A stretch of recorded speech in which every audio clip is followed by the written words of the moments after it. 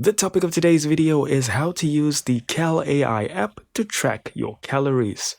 Alright guys, so here I am on the homepage of the Cal AI app, and you'll see I have 1,846 calories left to go for the day. So in order to update our calories, what we want to do is click on the plus icon, and now we have options. So let's start with the scan food option.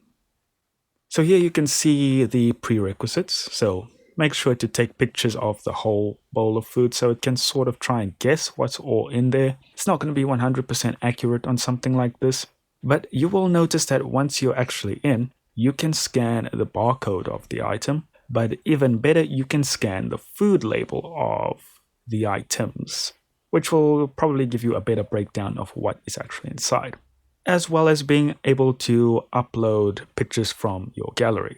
Alright, so that was option number one. Let's see it in practice. So let's go to food database instead of scanning. And in here you can see a whole list of different foods. And let's say you had an egg, you'll just click on the plus, and an apple. You'll also see here that you can create your own meals, and all your saved food will also appear here.